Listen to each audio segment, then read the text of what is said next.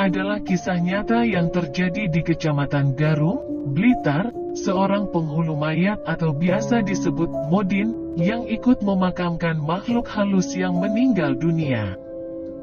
Seorang modin bernama Bapak Maksum.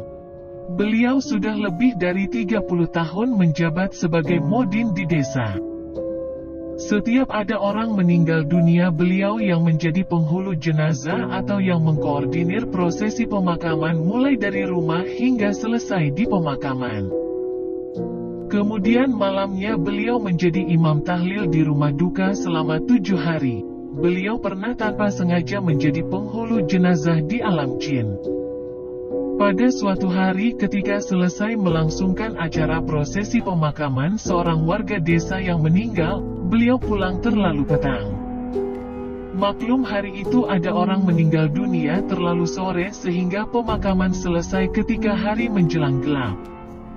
Beliau tiba di rumah sekitar pukul 7 malam Jumat dalam keadaan hujan gerimis. Bersamaan dengan itu tiba-tiba ada sebuah mobil sedan warna putih berhenti di depan rumah.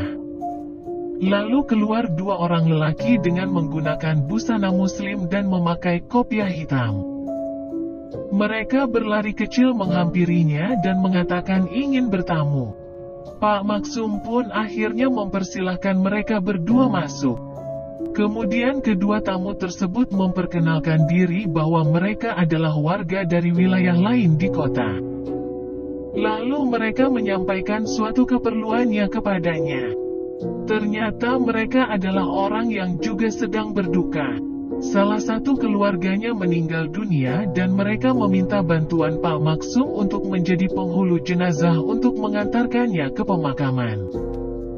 Pak Maksum merasa keberatan untuk memenuhi permintaannya karena di desa mereka tentunya sudah ada petugas modinnya tersendiri. Namun 2 orang ini memohon kepadanya dan mengatakan bahwa modin di desanya sedang berhalangan sehingga tidak ada orang yang menjadi penghulu jenazah. Sementara acara memandikan jenazah serta mengkafani sudah selesai semua, kuburan juga sudah siap. Mereka mengatakan bahwa keluarga mereka sedang menunggu kedatangan Pak Maksum malam ini juga.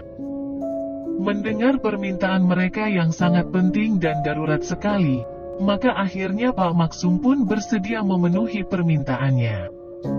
Tanpa mandi maupun cuci muka, Pak Maksum berangkat bersama 2 orang tamu ini menuju ke rumah duka dengan mengendarai mobil sedan mewah warna putih.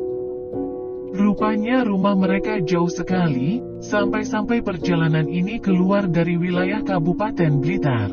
Setelah berputar-putar di kota yang ramai, maka tibalah kami bertiga di rumah duka. Rupanya yang meninggal dunia ini adalah orang kaya, karena rumahnya megah dan ada taman bunga cantik di depan rumahnya. Sementara terdengar suara tangisan para anggota keluarga yang meninggal dunia. Dan benar apa yang dikatakan oleh 2 tamunya ini, ternyata sudah banyak orang melayat yang berkumpul di rumah duka. Jenazah pun diperiksa sudah selesai dikafani dan sudah berada di dalam keranda mayat. Semua perlengkapan pemakaman juga sudah disiapkan, dan mereka benar-benar hanya menunggu kedatangan penghulu jenazah. Singkat cerita, jenazah pun langsung disolati dan langsung menuju pemakaman. Tidak lama rombongan jenazah tiba di pemakaman umum yang ternyata tidak jauh dari rumah duka. Liang kubur sudah dipersiapkan sejak tadi dan keranda jenazah langsung diletakkan di samping liang kubur. Pak Maksum pun langsung masuk ke liang kubur untuk mengumandangkan azan. Dari sini mulai timbul keanehan, ketika Pak Maksum mengumandangkan suara azan, tiba-tiba orang-orang yang melayat terlihat seperti orang kebingungan. Lalu mereka menjauh satu persatu. Semakin kencang suara azan, mereka semakin menjauh dan pergi. Setelah azan selesai, tidak ada orang sama sekali. Semua pelayat dan juga keluarga yang berduka pergi entah kemana. Namun ada kejadian aneh yang lebih mencengangkan, ketika Pak Maksum mencoba membuka tali keranda mayat. Ternyata keranda mayat yang tadinya diletakkan di sampingnya dekat liang kubur itu, hanyalah tumpukan pohon singkong yang diikat dengan tali. Kemudian beliau tengah tengok ke sekeliling, dan ia melihat ada pohon-pohon singkong sangat banyak dan lebat berdiri di sekelilingnya. Betapa terkejutnya beliau, ternyata ia sedang berada di tengah-tengah ladang singkong sendirian malam hari.